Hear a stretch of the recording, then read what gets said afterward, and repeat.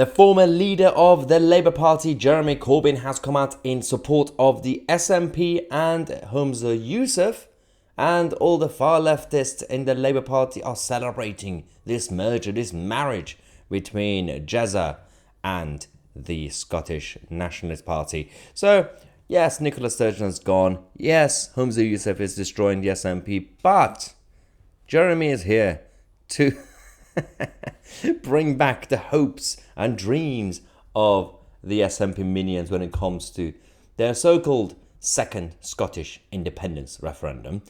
So you've got the separatists and isolationists in Scotland who are trying to make us believe that when they said in 2014 that this is just going to be a once-in-a-generation referendum, which, by the way, at this point, they've been moaning about it for such a long time, that in a few years' time, it will be the next generation anyway. So they're going to come and say, well, we waited.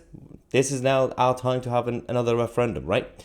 And at this point, it's going to be quite tricky to see how Westminster, the future government in Westminster, which will be led by the likes of Keir Starmer or someone worse, how they're going to say no to it. So this is the danger of where this kingdom is going. Jeremy said, yes, I do support the principle of having a second referendum, and I hope that happens soon. I suspect that the British government will try and oppose it. Yeah, Sherlock. I hope that the Labour majority will also support a referendum. So he's putting pressure on Keir Starmer now. He knows that's a smart move to do, to divide the Labour Party, but it's not really smart because it will bring down the votes. He also said, I don't think there should be a power of veto by the UK government or the UK Prime Minister on this. We should just let it happen. Now, there are also, we've said this so many times on this channel, a lot of people frustrated in England, for example, or even in Wales or Northern Ireland. People are saying, they keep seeing this in the news, that the SNP as a party and politicians, they're all moaning every day, we want to leave the UK.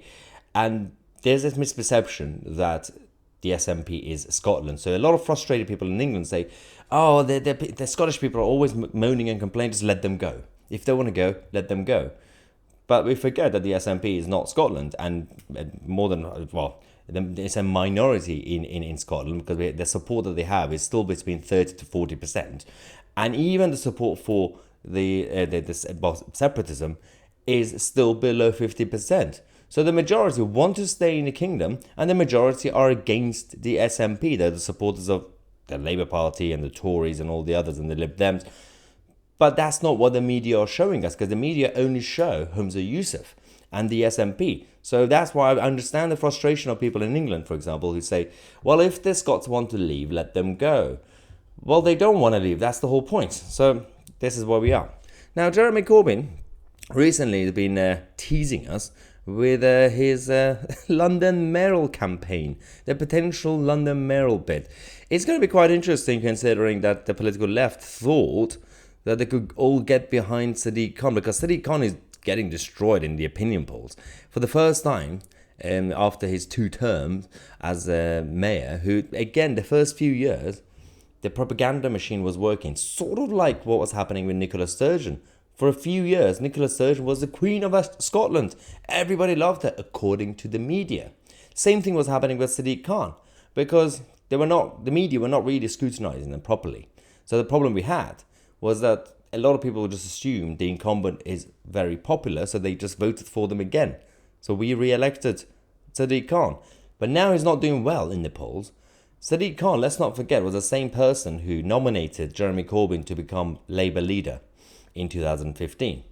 Now Jeremy Corbyn is considering to make a move against Sadiq Khan in order to go against the Labour Party's leadership and Keir Starmer. So the left, the political left, always end up eating itself. And this is just another example. Now, Jeremy Corbyn also hits out at the Labour's position on the migrant barges. It's fascinating, considering that they have the Tory government to attack.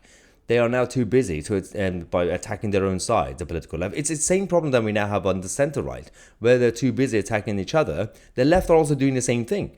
So, well, yes, if you want to be a open border, far leftist like Jeremy Corbyn, yeah, technically you have a good point to say that Keir Starmer is I don't know what his problem is with Keir Starmer's barge policy, because Starmer isn't actually supporting the migrant barges.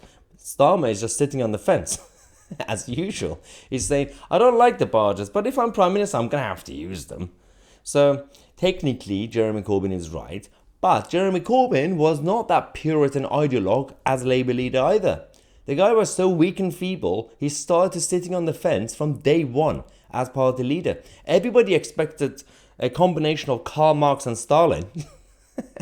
But in reality, it was essentially more of a left-wing version of Keir Starmer, because he was also sitting on the fence the whole time.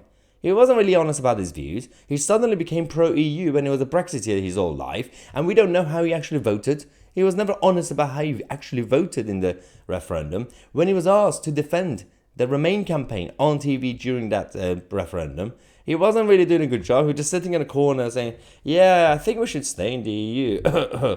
So he sabotaged his own Remain side. He also destroyed his legacy of being a Brexiteer. And they want us to believe that the man has principles. He's so honest. Oh yeah, he's telling the truth. That is a Puritan. You're not a Puritan. You're an idiot. Anyway, let me know your thoughts on Mahyar Tousi. And we are the media.